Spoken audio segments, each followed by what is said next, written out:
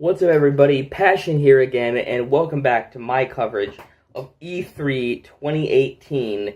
We're going to be covering the final big press event of E3, which is Nintendo's E3 Direct.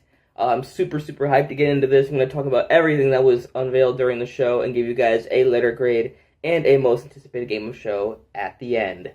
So, we kicked it off with a gameplay trailer for Daemon X Machina. So, I think this is a very un-Nintendo way to kick off this E3 Direct. Like, Iwata would have never put something this epic into any Direct, let alone an E3 Direct. So, I mean, rest in peace to the man, he was a legend, but this isn't the kind of thing that he would have ever allowed. You would have never caught Iwata doing this. Because Kimishima knows who his audience is at E3, and boy did he deliver.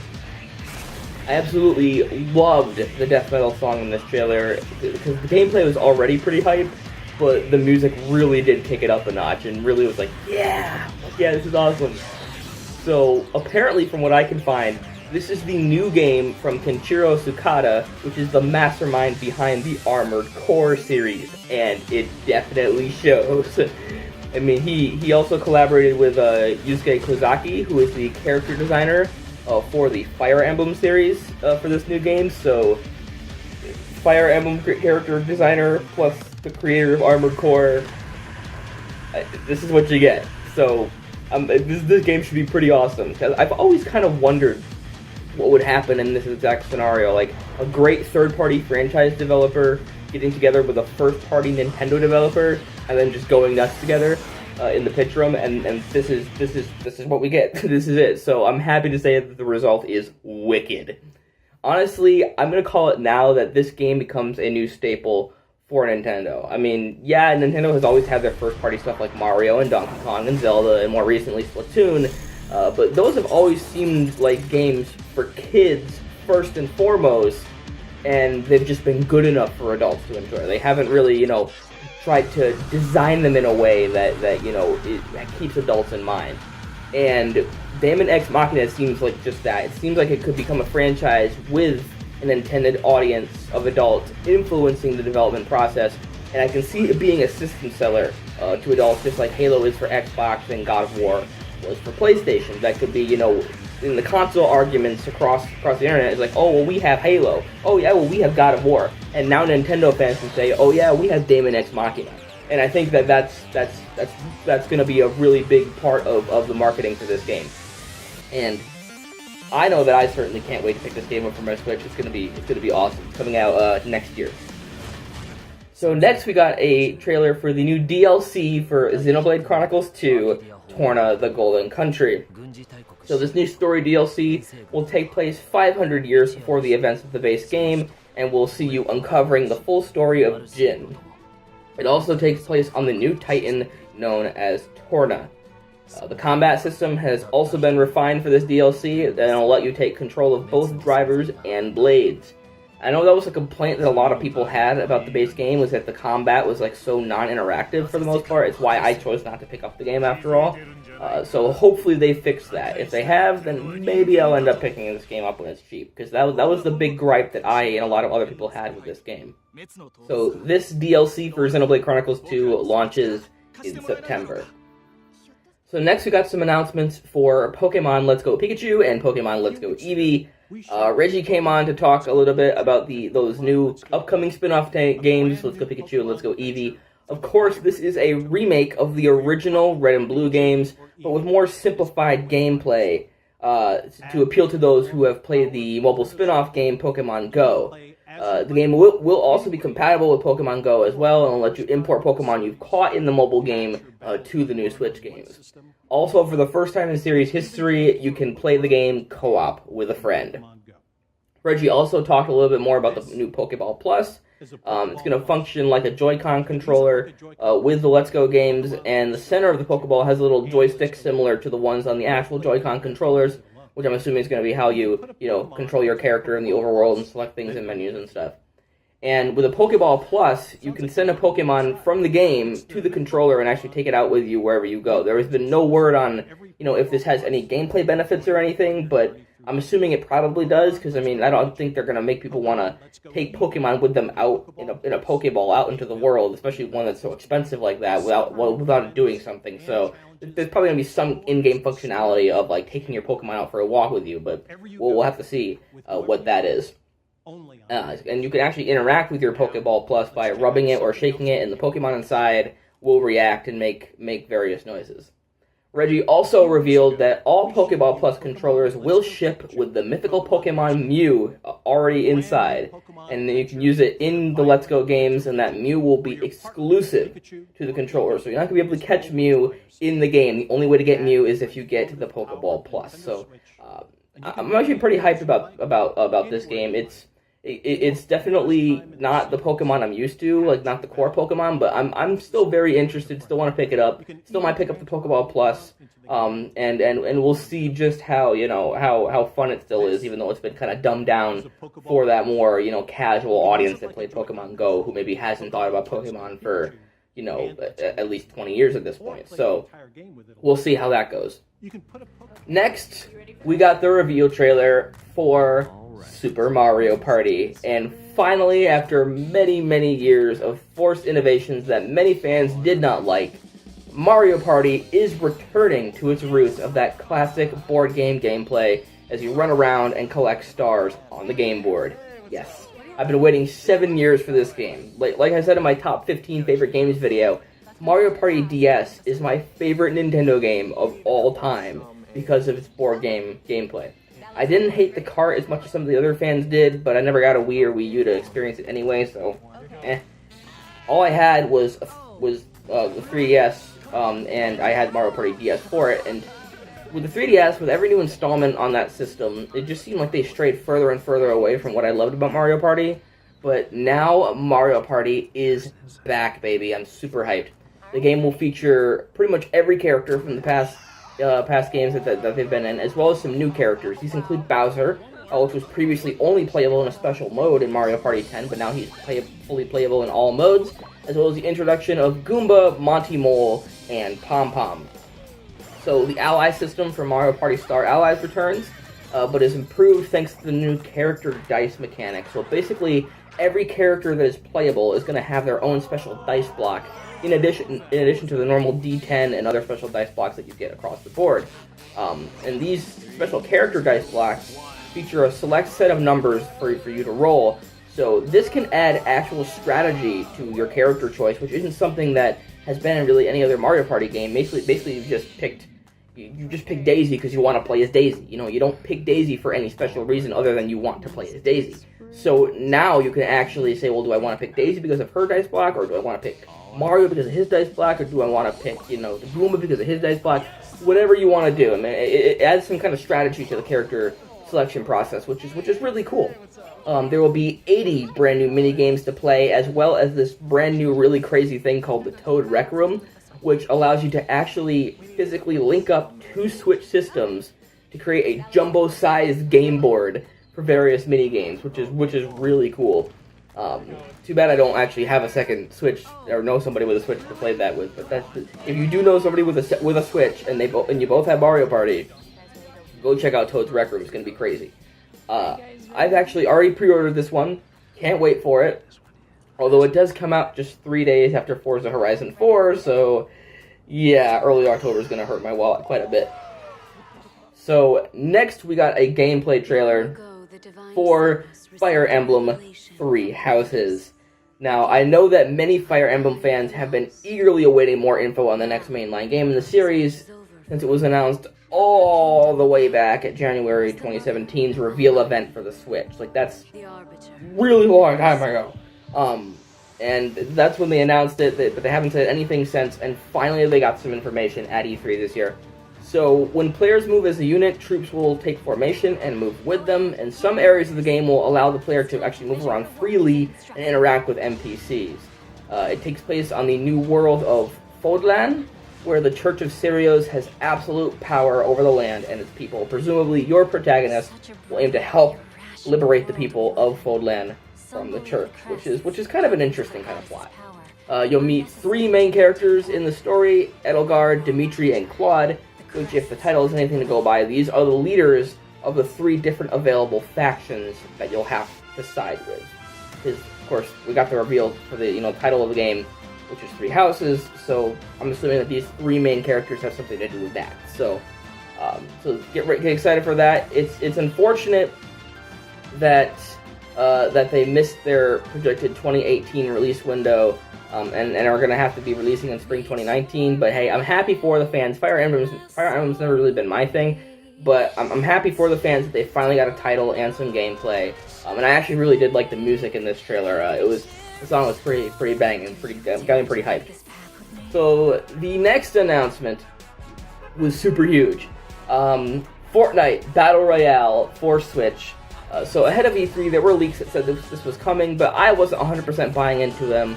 And everyone was saying it was all but confirmed, and this is something that I did really want to be true, but I didn't let myself get too excited just in case it was all a fake. However, when this trailer dropped, I absolutely lost it. Like, as many of you Twitch followers know, Fortnite is my main game that I play on my channel, and I absolutely love the game. I have like dozens and dozens and dozens of hours clocked into that game. It helps. It keeps the Battle Royale gameplay, that fun Battle Royale gameplay, without the serious and like oppressive, gritty realism that I really don't like about PUBG. So to have it on the Switch is just awesome. However, when it was revealed that it wasn't dropping in a few months or a few weeks or even a few days, but immediately following the Nintendo Direct, like, I jumped the hell out of my chair in celebration. Like, I was so hyped. I got it on my Switch, and I've actually found that it is actually my preferred way of playing the game, even though I have a big hulking desktop that can run pretty much every game ever made at ultra settings with over 100 frames per second. So, even though it's a lesser powerful version, I still actually like playing it on my Switch a little bit more than on PC. Just be warned, however, that if you've ever had any PlayStation 4, it doesn't even matter if it's your own, if it's any PlayStation 4 linked to your Epic account, you will be unable to use that account on Switch or Xbox, even if you unlink that PS4 from your account. If you want to know more about why this is, you can watch the video that I've linked in the iCard above on YouTube, or search hashtag #BlameSony on Twitter. And I've actually had to abandon my original Fortnite account that I probably dumped at least $300 and dozens of hours in progression into, and pay $60 more to get to a similar state of progression in the Season 4 Battle Pass on my new account that I made for Switch. It sucks, but hey, Sony is in my rearview mirror now at this point. Everything's all good in Fortnite land on Switch. And damn, that song is catchy AF. So then we went into some announcements for some Nindies. So Overcooked 2 was announced to be coming on August 7th, 2018, and will feature new mechanics such as the ability to throw ingredients and new stages that can change on the fly. Killer Queen Black is coming this winter and looks to be kind of like a reimagining of Joust on the NES with cooler visuals and character designs, in my opinion. I'm actually pretty hyped for this one. I probably will pick this one up at some point. I'm not super huge on indie games, so it takes a lot for an indie game to impress me, but Killer Queen Black is looking pretty cool. And finally, Team Cherry's Hollow Knight, a gorgeous-looking gothic action platformer, was set to be released on Nintendo Switch immediately following the E3 Direct. So next we got a little bit of an announcement for Octopath Traveler. Reggie said that a brand new demo for Octopath Traveler was available on the eShop that same day after the Direct, and also save data from this new demo would be able to be imported to the full game upon release on July 13th. So if you are super hyped for Octopath Traveler, if you're going to get it, go play this new demo, play around with it for a bit, get more hype for the game, get some save data on you, and then when we get the full game, you can import that save data to the full game and already be on your way. So get excited for that. So then we got a little bit of a sizzle reel for both currently released and upcoming Nintendo Switch games. So I was a little late to the party on making this wrap up, so some of these titles have already released, so I will update them for you as I read them off. So we started off with Starlink Battle for Atlas from Ubisoft, coming October 16th, 2018. Arena of Valor from Tencent Games, coming fall 2018. Minecraft from Mojang, which was released on June 21st, 2018, and not to be confused with Minecraft Nintendo Switch Edition, which is the old version of the game. They're apparently releasing a new version of the game, which came out June 21st, so yay if you're a Minecraft fan. Sushi Striker, the way is Sushido from Nintendo, which is available now. Mario plus Rabbids Kingdom Battle Donkey Kong Adventure DLC, which is released on June 26, 2018. Pixark from Snail Games USA, coming fall 2018. Just Dance 2019 from Ubisoft, coming October 23rd, 2018. Dragon Ball FighterZ from Bandai Namco, coming 2018. Splatoon 2, the Octo expansion from Nintendo, released on June 13th, 2018. Captain Toad Treasure Tracker from Nintendo, coming July 13th, 2018. Crash Bandicoot Insane Trilogy from Activision, released on June 29th, 2018. Ninjala from Gung Ho Online Entertainment Inc., coming spring 2019. Carcassonne from Asmodee Digital, coming holiday 2018. FIFA 18 from EA Sports, available now. FIFA 19 from EA Sports, coming September 28th, 2018. Ark Survival Evolved from Studio Wildcard, coming fall 2018. Wasteland 2 Director's Cut from In Exile Entertainment, coming fall 2018. Paladins Champions of the Realm from Hi-Rez Studios, available now. Fallout Shelter from Bethesda Softworks, available now. Dark Souls Remastered from Bandai Namco, coming summer 2018. SNK Heroines Tag Team Frenzy from NIS America, coming September 7th, 2018. Monster Hunter Generations Ultimate from Capcom, coming August 28th, 2018. Wolfenstein 2 The New Colossus from Bethesda Softworks, released on June 29th, 2018. The World Ends With You Final Remix from Nintendo, coming fall 2018. Mega Man 11 from Capcom, coming October 2nd, 2018. And Mario Tennis Aces from Nintendo, released on June 22nd, 2018. Wow, that was a lot. So next we got some announcements for the new Super Smash Bros. Game, which is called Super Smash Bros. Ultimate. So the final half hour of this 45-minute long presentation was entirely devoted to the upcoming Smash Bros. For Switch. So Shinya Takahashi came on to introduce the man, the myth, the legend, Masahiro Sakurai. So Sakurai then unveiled the fighter roster video, which was really well done because it started with staples like Mario and Donkey Kong and Kirby. You know, all the fighters you kind of expect to be in a Smash game regardless. But slowly though, fighters that we hadn't seen for a few installments started to pop up, and then about halfway through the roster, especially when Snake kind of came up, it all clicked and the text came up to prove it. Every single fighter in Smash history was in this game. Snake is here, Wolf is here, Ice Climbers are here, all the Smash 4 DLC fighters are here. Sakurai even said after the roster was revealed, "This is the biggest franchise crossover game in gaming history." So get hype for that. People were wondering if this was going to be like a port of Smash 4 or a new game for the longest time.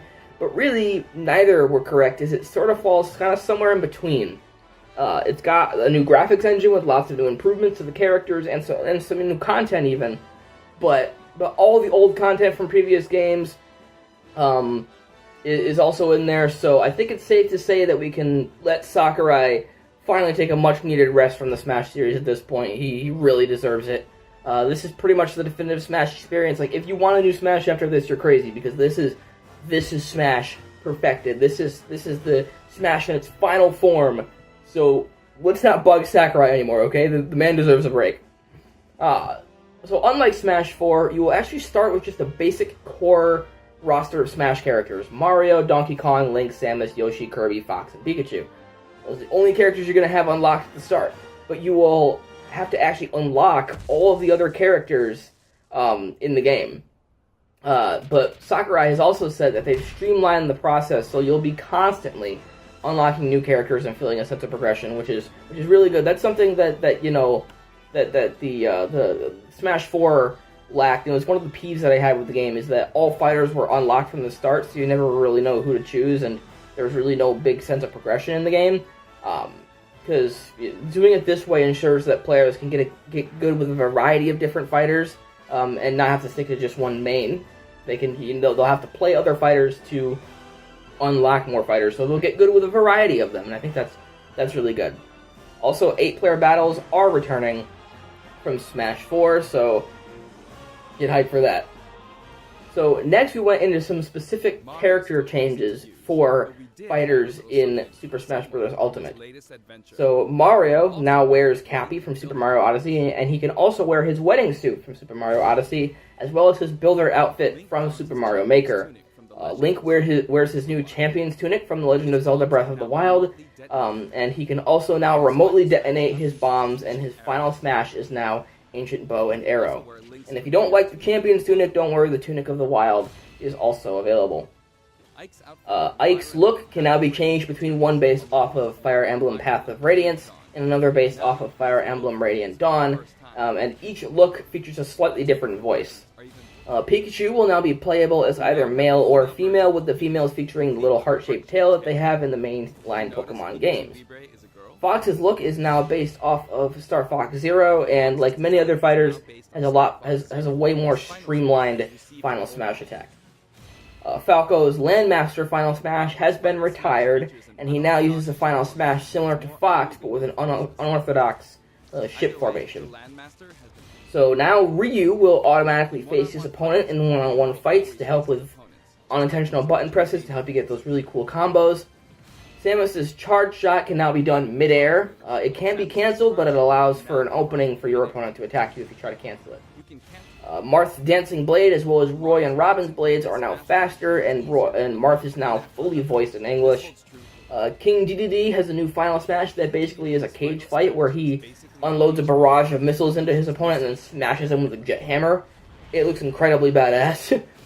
Zelda's design from Breath of the Wild didn't really fit her character for Smash, so they instead opted to make her have a new look from A Link Between Worlds instead, as the default look for her in the game. And Zelda's moves are now a lot more flashy and elegant. And her new Final Smash is called Triforce of Wisdom, and it's a sealing spell that Zelda can use to suck in an enemy and then launch them off the screen, which is really cool. Sonic's Final Smash, Supersonic, got a wicked speed boost, basically making him impossible to dodge. Pac-Man's Final Smash was sped up as well, and now lets him loop across the screen. Pokemon Trainers Pokemon, Squirtle, Ivysaur, and Charizard can now all be changed freely during the battle, and there will be no penalty for sticking with just one of them, so you're free to find your main and stick with it if you want to. And the female trainer from Pokemon Fire Red and Leaf Green will also be playable. Captain Falcon will trigger slow-mo effects on some of his more powerful attacks. So Cloud's Limit Gauge will now be shown on his HUD, and also Robin's 11 Sword and Tomes are shown on their HUD as well. And while still on the topic of HUD improvements, a villager will now be able to see what he or she has pocketed more easily right on the HUD, and there will also be 8 different variations of villager to play as. Bowser's Final Smash, Giga Bowser, is now more closely modeled to his appearance in the Yoshi's Island games. Mr. Game & Watch now more closely resembles his original game appearances. With Wolf's return comes his new redesign from Star Fox Zero, and his moves have been upgraded a little bit. Kirby's Stone ability now changes depending on what stage you're playing on, so if you're playing on, like, for example, you know, the one of the new Zelda stages, then it'll change to a Zelda-themed item, which is cool. Shulk's Monado arts have been streamlined so that you can quickly select the one you want to use by pressing a button and doing a directional tilt. And as well, Fiora has been added to Shulk's Final Smash. Ganondorf returns to his popular Legend of Zelda Ocarina of Time design and becomes Demon King Ganon for his new Final Smash. The Mii Fighters' proportions have been tweaked to make them look a little bit more realistic, and each of the 3 classes has received updated moves, and you can actually now choose between 12 different voice options for your Mii Fighter, and they are also looking to make the Mii Fighters usable in online play post-launch. Pit's new Final Smash is the Lightning Chariot. Zero Suit Samus's Final Smash has been changed from her gunship to firing a powerful laser from her power suit. When Olimar gets hit, his helmet will crack, but will return to normal once he gets up. Bayonetta's 2 different outfits from Bayonetta 1 and 2 have slightly different gunfire sounds. Of course, this makes sense because she uses different guns in each of those games. And also, Rodon makes his debut in the game as an assist trophy for Bayonetta, which is really cool. Wario's Final Smash, Wario Man, as well as all other transformational Final Smashes, do not use additional normal moves once activated, and instead just deal a ton of damage to the opponent right off the bat. So, Donkey Kong's new Final Smash features rapid-fire punches that was inspired by Donkey Kong Jungle Beat, and many other fighters, including Donkey Kong, now feature much more expressive faces. You may see this in some of the gameplay that you're watching. So, Little Mac's Final Smash also unleashes a barrage of punches, this time from Gigamac. Ness's new Final Smash now features Paula and Pooh, but Jeff still shows up in the game as an assist trophy. Similarly, Lucas's Final Smash now calls in Kumatora and Boney. Wii Fit Trainer's face has been redesigned to look a bit more realistic.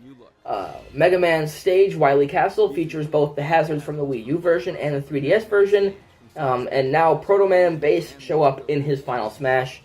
Palutena now has a special attack for each move, and her down special now deflects as well as counters. Rob has been slightly redesigned to show how much fuel he has left for his boost in his chassis. Fighters like Dark Pit and Lucina, since they are based off of other fighters in the game, are now called Echo Fighters. And this is something really exciting. Princess Daisy is now joining the fight as Peach's Echo Fighter. She'll fight very similarly to Peach, but have her own kind of unique characteristics. And I'm so happy I can finally play as Daisy in the game. It's something I've really wanted since playing Smash 4. So these are just some of the changes that they've made. Sakurai has said they've actually made tens of thousands of little changes like this to the Smash experience. So next we got a new fighter announcement for Super Smash Bros. Ultimate, which is something that we kind of expected. Inkling Girl and Inkling Boy will be joining the battle for the very first time. Previously in Smash 4, the only way to play as an Inkling was to use the Inkling costume for your Mii fighter, so it really wasn't an official Inkling. But now Inklings are properly in the game. So when you ink opponents, they take more damage. And you can use a variety of iconic Splatoon weapons, including the Splatter Shot, the Ink Brush, and the Splat Roller. And just like in Splatoon, you can run out of ink and will need to return to Squid form to hide in your colored ink to charge up again. And each of the 8 different variations of Inklings will have their own unique outfit and ink color. Also, the Squid Sisters, Callie and Marie, are making their debut in the game as an assist trophy, so they will force the camera to zoom in on them slowly, reducing the size of the screen and making it easier for opponents to get knocked off. So then we got a little bit more Smash Bros. Announcements. Most assist trophies, but not all of them, can be KO'd with enough damage. Like I said, not all ones can be KO'd though, like Andross and Nintendogs, they can't be KO'd. But if you do KO an assist trophy, it rewards you with a point for the final score of the game. Also, Bomberman was announced to be coming as an assist trophy for the first time, and there will be more than 50 new assist trophies in the game, including new Gen 7 Pokemon like Beware and Solgaleo. And in addition to a ton of returning stages from every entry in Smash history, a new stage inspired by Splatoon called Moray Towers, and a new stage inspired by The Legend of Zelda Breath of the Wild called the Great Plateau Tower are also coming to the game. All stages will have normal and Omega forms, and I won't get too much in detail on all the new techniques coming into the game, but they did say that techniques such as directional air dodge, short hop attacks, perfect shield, one-on-one damage scaling, and flashing leaders were all revealed. I don't want to go into all what that means, but those are some new techniques that are in the game. And as the Direct drew to a close, Sakurai said he had a few more things to share with us. So one of these announcements was that GameCube controller support was coming to the game. Sakurai said, for some of you, it just wouldn't be the same without it, and he's absolutely right. The competitive scene that broke out around Melee still has ripple effects across the entire franchise. And some of those hardcore competitive players absolutely refuse to play the game with any other controller than a GameCube controller, so I'm glad they're doing this. Not sure how it's really going to work unless they release a special kind of controller for the Switch that works wirelessly, like the Pro Controller does, but hey, they're going to make it work, so that's cool. Sakurai also announced that all Smash Bros. Amiibo would be compatible with the game, and actually, all Amiibo, period, would be compatible with the game. They're still going to function the same way as they did in Smash 4, but it's cool that they have expanded that Amiibo support. And since this was more of like an Ultimate Edition of the Smash franchise, not a lot of new characters were added, but one that was highly requested by fans was finally given his time in the spotlight with this new game. And they revealed it through a cinematic trailer that featured Mario, Mega Man, and Samus walking down a corridor, and then suddenly Mega Man and Mario both get picked off by something in the dark before Samus turns around to reveal Ridley. Yes, Ridley is here. Ridley for Smash. Confirmed. So this was super shocking to me because I remember Sakurai going on record multiple times and saying that he couldn't do Ridley because he was too big and he didn't want to scale him down. but he's gone and done it anyway. So Ridley is still bigger than most fighters, but is not overly huge. He's not gonna be like gigantic. And finally, the release date was announced for December 7th, 2018. So that was the Nintendo E3 Direct. So if I had to give a letter grade, I would give a letter grade of a B. So unlike the EA conference where a select few titles propped up the entire show for me, this show was better kind of all around. There were lots of good announcements and nothing that really upset me or looked like it was going to be something bad that was just taking up some precious E3 spotlight time. I wasn't a fan of every announcement, but there was a good majority that I did actually like. The only reason I didn't give it an A was because of Smash. Not that that announcement was bad, it wasn't, far from it. It made me super hyped for the game coming out. I've already pre-ordered it. Smash is all good. My issue with it is that it took up 2/3 of the entire show. And I get why they delved so in depth, because there are a lot of people out there who do take the series super seriously and want to know every little change they've made so they can learn it for competitive play. However, I, as a casual player, I'm not interested in all the little technical things like directional air dodge or how to change Monado arts with Shulk. I just want to know who's in the game, what stages are in the game, how it looks, and when I can play it. That's it. And I know that a lot of other people who maybe aren't even into Smash at all, who they absolutely hated this show because of how much time was devoted to Smash and how little of it was devoted to games that they actually cared about, and I can't blame them. This show was only good if you happen to be a fan of Smash. Luckily for Nintendo, I am, so this gets by with a B for better than average. And my most anticipated game of show is Super Mario Party. Like I've said, I've been waiting 7 years for a good Mario Party to come out, and I was interested in the ones on the Wii U, but like I said, I never got that system, and the 3DS ones were so far removed from the gameplay that I loved about Mario Party that I didn't pick those up either. But this is Nintendo giving me exactly what I wanted, and I can't be more hyped for this. So some honorable mentions had to go to Super Smash Bros. Ultimate, obviously. Can't wait for that. And also, while they're both kind of already out by now, I was pretty hyped for the Octo expansion for Splatoon 2 and Fortnite. And I guess to a lesser extent, I guess you could say if you wanted to add in another game that isn't already out, you could throw in Let's Go Pikachu and Let's Go Eevee. I'm pretty hyped for those games too. And personally, if I do pick those up, I'm probably going to pick up the Eevee version because I like Eevee a little bit more than Pikachu. But that is going to do it for me here today for E3. So keep it locked on my YouTube channel and my Twitch channel for a couple more supplementary videos. I'm going to be doing my top 10 and top 10 best and top 10 worst moments from E3 2018 before I finally close out my coverage of E3 this year. So thank you guys so much for watching. I'll see you guys next time. Peace out.